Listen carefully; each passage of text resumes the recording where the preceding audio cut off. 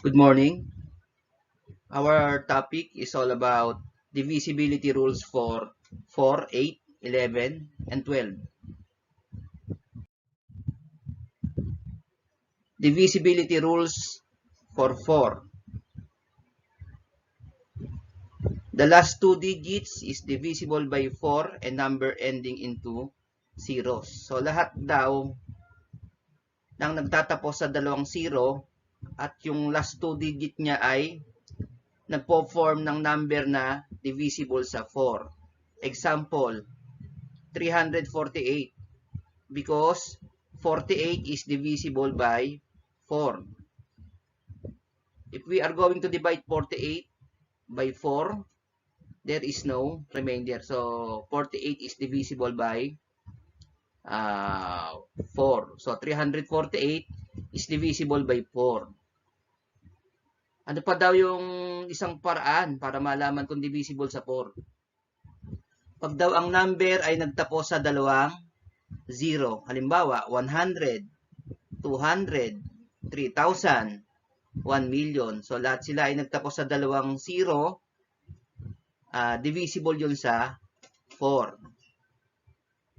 So, divisibility rules for 8. How can we know if a number is divisible by 8? The last 3 digits is divisible by 8 and number ending in 3 zeros. So, yan daw last 3 digits naman ay nagpo-form ng number na divisible sa 8. Ano pa? Yung number na nagtatapos sa tatlong 0. Example, 9,216. So, what is the last 3 digits? 216. So, 216 divided by 8 is equal to 27. So, there is no remainder. So, 216 is divisible by 8. Therefore, 9,216 is divisible by 8.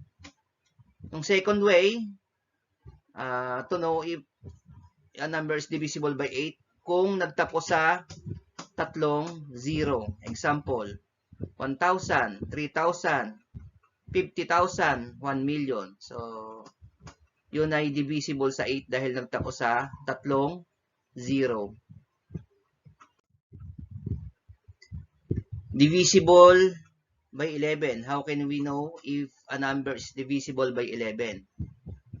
The difference between the sum of the digits in odd places and the sum of the digits in even places is either 0 or number divisible by 11. So, kailangan alam natin yung odd position at even position ng digit ng number.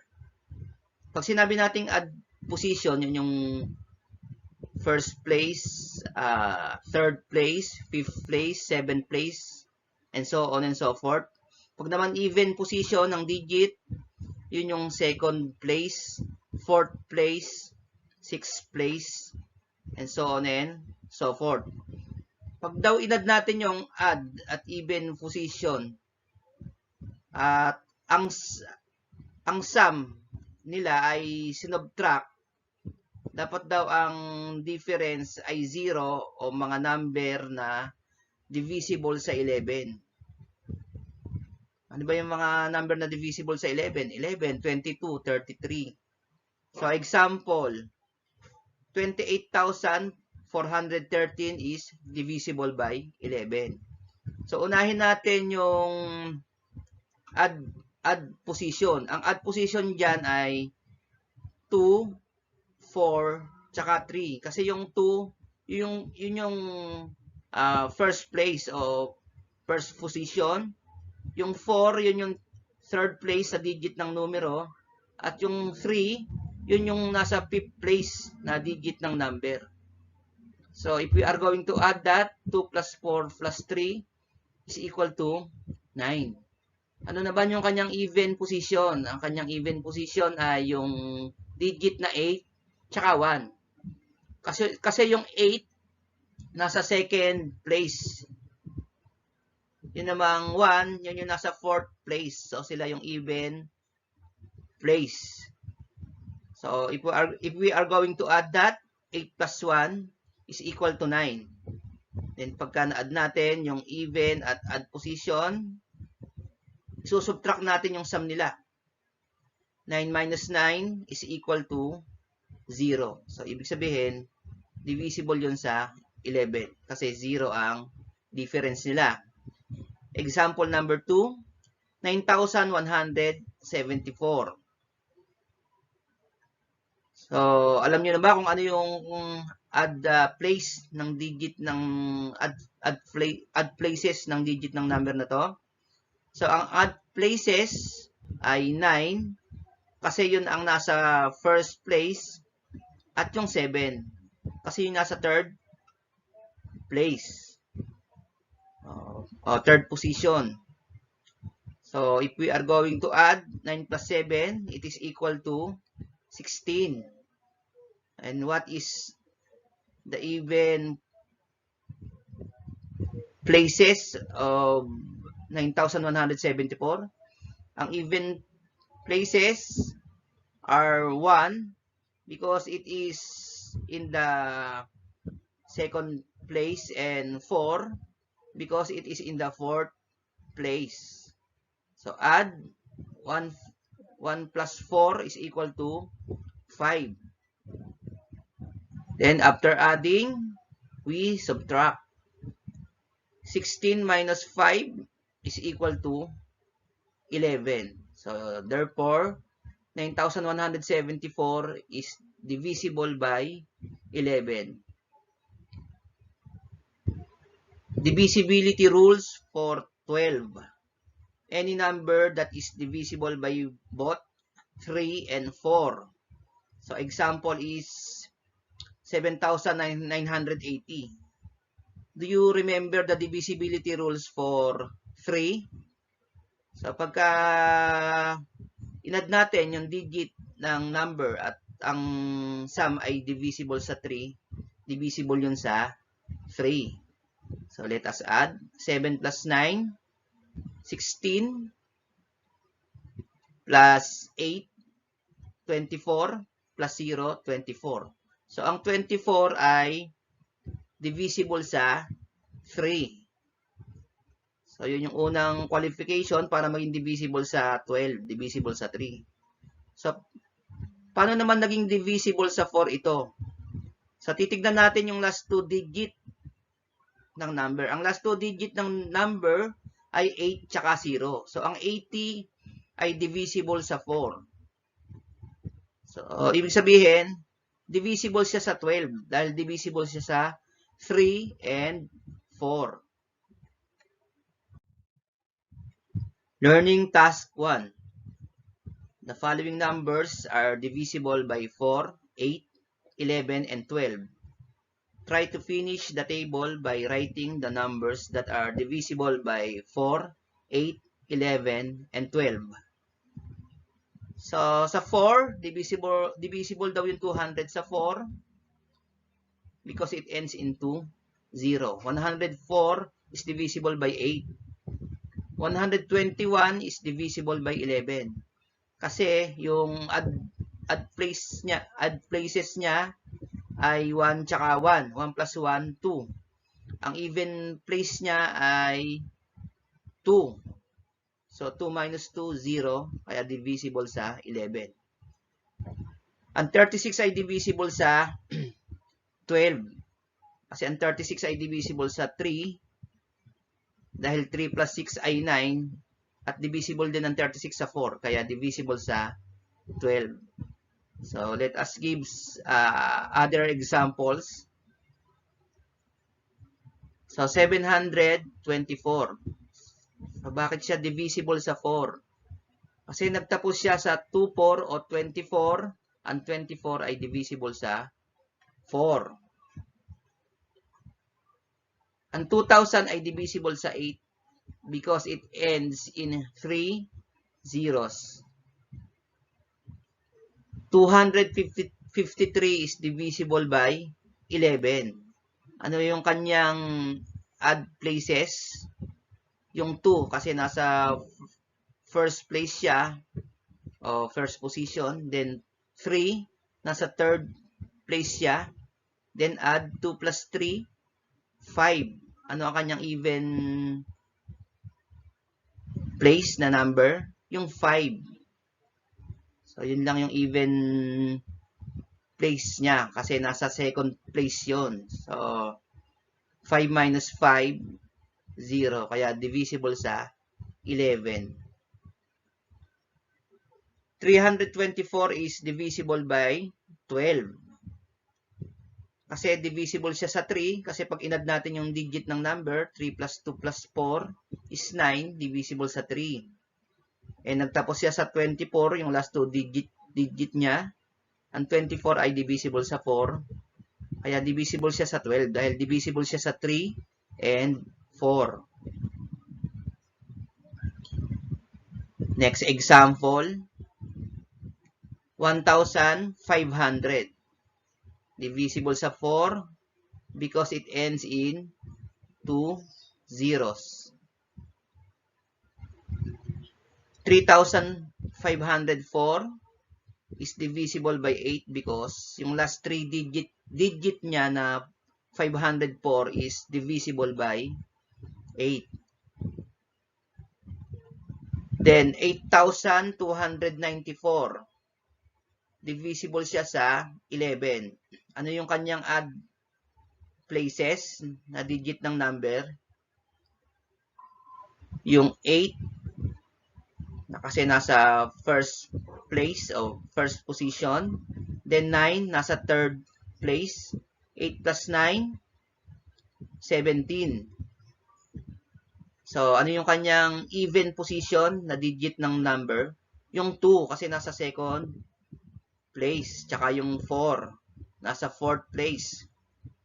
2 plus 4, 6. Then, isubtract natin yung sum nila. 17 minus 6 is equal to 11. Kaya divisible sa 11. Then 12, divisible, 600, divisible sa 12. Kasi divisible siya sa 3 dahil 6 plus 0 plus 0 is 6, divisible sa 3. Then nagtapos sa dalawang 0, divisible sa 4. Kaya divisible na rin sa 12. May last example sa 4. 216 divisible sa 4 dahil yung last 2 digit niya ay 16. Ang 16 ay divisible sa 4. 4,112 is divisible by 8 because 112 is divisible by 8. 473 is divisible by 11. As you can see, the places here are 4 and 3. 4 plus 3, 7. And what is the even place? Digit of number? 7. So, 7 minus 7 is 0. So, divisible sa 11. 312 is divisible by 12. Kasi divisible sa 3 at divisible sa 4. Can you give other examples? Magbigay kayo ng other example bukod doon sa example ko.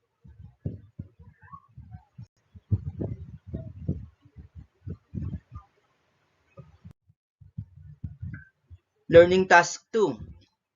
Put a check under the correct column by which the numbers are divisible. So, lalagyan natin ng check kung yung number sa left ay divisible. Kung divisible sa 4, sa 8, 11, or 12. So, the first number is 1,000. Saan kaya natin lalagyan ng check? So, ang 1,000 ay divisible sa 4 dahil nagtapos sa dalawang 0. Saan pa? So, divisible siya sa 8 dahil nagtapos sa tatlong 0. Number 2, 700. Saan divisible ang 700? So, divisible sa 4 dahil nagtapos sa dalawang 0. Next, 312. Saan divisible ang 312? So, divisible sa 4 dahil nagtapos sa 12 o 1, 2. Ang 12 ay divisible sa 4. So, divisible din ang 312 sa 8.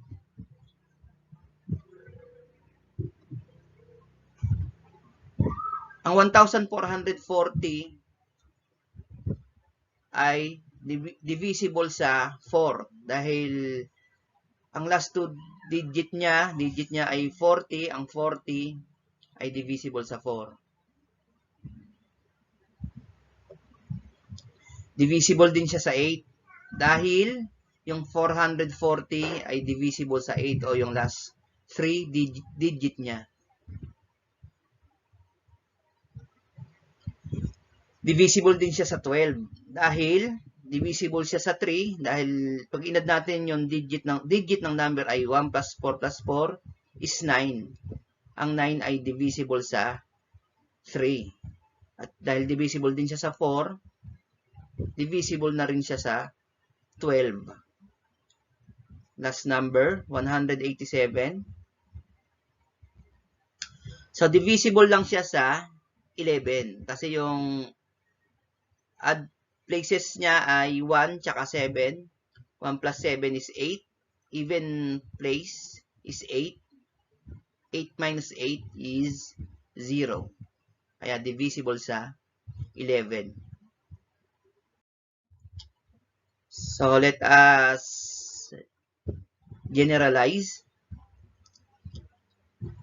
A number is divisible by 4 if the last 2 digits form a number that is divisible by 4 and numbers ending in 2 zeros.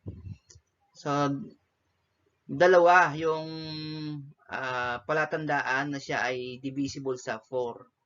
Ang una, kung siya ay naka-form ng number, yung last 2 digit niya, ng number na divisible sa 4. Yung second way, pag siya ay nagtapos sa dalawang 0, divisible siya sa 4. Divisibility rules for 8. A number is divisible by 8 if the number formed by the last 3 digits is divisible by 8. And also a number ending in 3 zeros. So, ang isang number na nakaka-form ng yung last 3 digit niya ay nakaka-form ng number na divisible sa 8 ay divisible sa 8. And second way, pag ang numero ay nagtapos sa 3 0, divisible na yun sa 8. So, how can we know if a number is divisible by 12? Dapat divisible siya sa 3 and 4. A number is divisible by 12 if it is divisible by both 3 and 4. Lastly, how can we know if a number is divisible by 11? A number is divisible by 11 if the sum of the digits in the odd places and the sum of the digits in the even places are equal or their difference is a multiple of 11.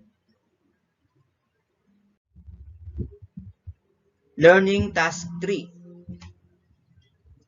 Fill in the largest unit digit to make them divisible by the numbers on the left. So, maglalagay tayo ng 1 digit ng number. Dudugtungan natin yung number na nasa left. Lalagyan natin ng 1 digit ng number para maging divisible do sa number na nasa pinaka leftmost side. Halimbawa, yung number 1, 114. So, kailangan maglagay ka ng isang digit ng number para maging divisible sa 4. Pero dapat, yung largest unit daw. Ang ilalagay natin, largest unit. So, ano kaya ang sagot sa number 1? So, ang sagot ay 8. So, magiging 1,148. Because yung 48 ay divisible sa 4. Kaya magiging divisible na yung 1,148 sa 4. Pwede rin ang 0. Kasi pag dinugtungan natin ng 0, magiging 40. Kaya lang, ang sabi dito, largest unit. So, mas malaki yung 8 sa 0. So, number 2. Ano ang idudugtong natin sa 2135? Anong numero ang ilalagay natin sa right niya para maging divisible sa 8? So, what is the answer? 2. Because 352 is divisible by 8. Number 3, 145. Anong idudugtong natin sa kanan niya? Anong ilalagay nating number na digit para maging divisible sa 11? So, 2. Let us check. Yung add places niya ay 1 tsaka 5. 1 plus 5, 6. 4 plus 2, 6. 6 minus 6, 0. Kaya ang 1,452 ay divisible sa 11. Number 4, 412. Anong digit ang ilalagay natin sa kanan niya para maging divisible sa 12?